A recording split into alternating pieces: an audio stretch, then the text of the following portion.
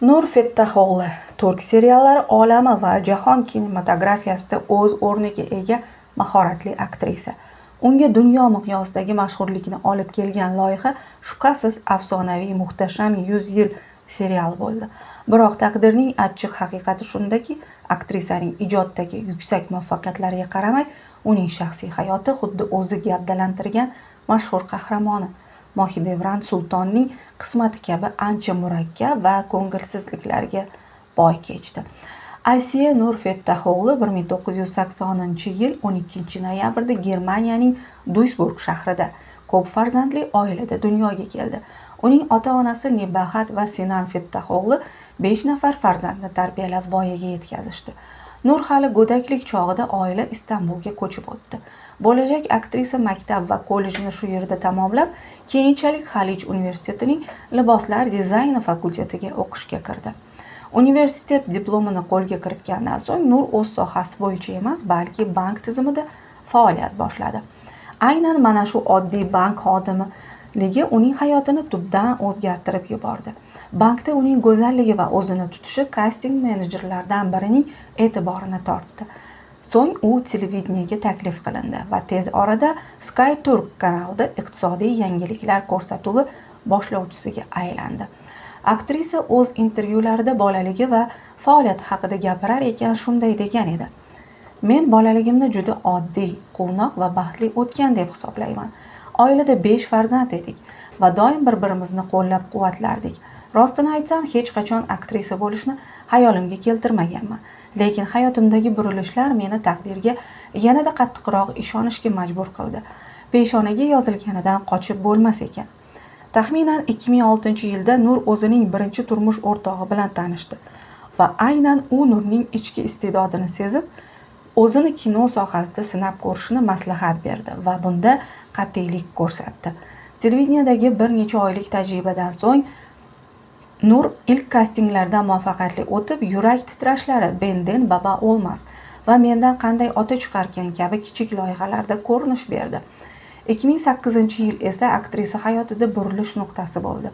U turk kinosi tarixida shoh asar hisoblangan Taqiqlangan sevgi Ashqi Memnu serialida Peyker obrazini ijro etish uchun tasdiqlandi. Serial qisqa fursatda nafaqat Turkiyada, balki butun dunyoda hitga aylandi. Istanbulning boy va aslzoda oilasi vakilasi bo'lgan Vazmin va go'zal Peyker roli Nur Fettahoğluga ilk katta mashhurlikni hamda keyingi yirik loyihalar uchun mustahkam poydevorni taqdim etdi. 2011-yil Nur Fettahoğlu ijodining eng yuqori cho'qqisi bo'ldi. U dunyoning 100 dan ortiq mamlakatlarida namoyish etilgan va millionlab muxlislar orttirgan Muhtasham 100 yil tarixiy dramasida Mohidevran Sulton rolini qo'lga kiritdi. Sulton Sulaymonning birinchi rafiqasi va to'ng'ich shahzoda Mustafoning onasi bo'lmish bu mahzun sulton ayol obrazi aktrisadan juda katta mahorat va ruhiy tayyorgarlik talab qildi. Sultonning sevimli ayoli sifatida Topkapı saroyiga kelgan go'zal malika tez orada kanizak Xurram sababli sulton e'tiboridan chetda qoladi. Tomoshabinlar ko'z o'ngida u quvnoq ayoldan alamzada, qasos o'tida yonuvchi, ammo shu bilan birga faqat o'z farzandi va sevgisi uchun kurashuvchi fojiaviy shaxsga aylandi.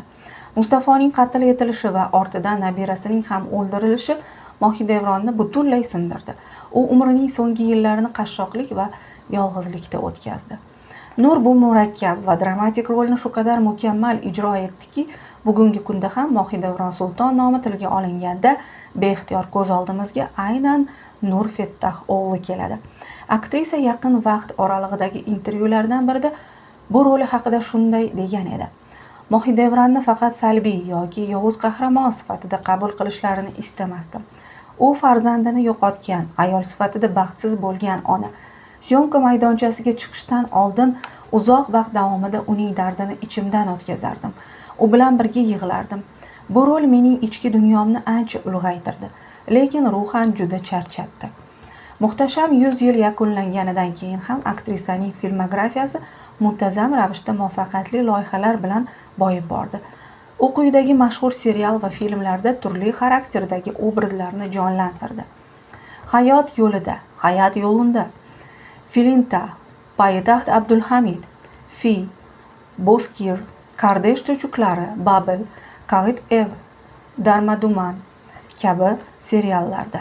E'tiborli jihati, u o'zining sobiq hamkasblari Xalit Ergench, Ozan Guven, Nebahat Chehra, Engin O'zturk bilan boshqa loyihalarda ham tez-tez duch kelib turdi va bu ularning ijodiy hamkorligini yanada mustahkamladi. Bugungi kunga kelib aktrisa 20 dan ortiq yirik kino loyihalarida ishtirok etgan bo'lib, ular qatorida so'nggi yillardagi Yovvoyi, Yabani, Yaxshi insonning 10 kuni, Mendan nima chiqadi kabi film va seriallar bor. Nur Fettaxoğlu'ning shaxsiy hayoti ham xuddi kinodagidek voqealarga boy. 2008-yilda u Murat Aysam bilan oila qurdi. Biroq 3 yildan so'ng ular ajrashdi. Ajrashish jarayonida aktrisa sobiq turmush o'rtog'ining familiyasidan voz kechib, o'z qizlik familiyasini qaytardi. U odamlar mashhurlikka sobiq erining kino olamidagi nufuzi sababli erishdi deb o'ylashlarini aslo istamas edi. 2013-yilning oktyabr oyida Nur ikkinchi marta taniqli tadbirkor Levent Veziroğlu bilan nikohdan o'tdi. Biroq bu ittifoq ham uzoqqa cho'zilmay 2 yilga qolmasdan ajralish bilan tugadi. Oradan bir necha oy o'tib, kutilmaganda er-xotin yana yarashishdi va qaytadan nikoh qurishdi. 2016-yilning fevralida ular oilasida Elisa Güzin ismli shiringina qizcha dunyoga keldi. Shunga qaramay, ular o'rtasidagi kelishmovchiliklar baribir o'z so'zini aytdi va 2021-yilning mart oyida juftlik rasman ikkinchi marta ajrashdi. Hozirda qizi Elisa onasi bilan yashaydi, ammo otasi ham uning tarbiyasida faol ishtirok etib keladi. Bu 3-chi ajralishdan so'ng aktrisa o'z shaxsiy hayotini ommaviy axborot vositalaridan butunlay sir tutishga harakat qilmoqda. Bugungi kunda ham Nur Fettaxoğlu ijodiy faoliyatini to'xtatgani yo'q. Unga yangi rollar uchun takliflar kelishda davom etmoqda. Ammo oxirgi yillarda tomoshabinlar ongini larzaga soladigan darajadagi bosh rollar unga nasib qilmadi. Shu sababli ko'plab kino tanqidchilar va muxlislar uni bir obraz asirasi deb atashadi. Chunki omma uchun u hanuz go'zal va mag'rur Mohidevron sulton bo'lib qolmoqda. Aktrisa bo'sh vaqtining barcha qismini qizi Elisaning tarbiyasiga va shaxsiy rivojlanishga bag'ishlaydi. U faol tarzda yoga va raqs bilan shug'ullanadi. Suzishni yaxshi ko'radi va oshxonada yangi shirinliklar tayyorlash unga zavq bag'ishlaydi. Aktrisaning to'liq ismi Aysiye Nur Fettaxoğlu. Uning yana bir sevimli hobbisi interyer dizayni. O'zi yashayotgan uyining ichki ko'rinishi va dizaynini to'liq mustaqil ravishda o'zi chizib chiqqan. Tarixiy filmlardagi tajribasi sababli Nur ot ustida juda mahorat bilan va erkin o'tiradi. Maktabning boshlang'ich sinflarida o'qib yurgan kezlarida Nur kutilmaganda boks to'garagiga qatnashgan. U juda chiroyli rasm chizadi va yoqimli ovozga ega, lekin hech qachon xonandalik haqida o'ylab ko'rmagan. Nur Fettaxoğlu Turkiyadagi bir nechta yirik kosmetika va go'zallik brendlarining rasmiy reklama qiyofasi hisoblanadi.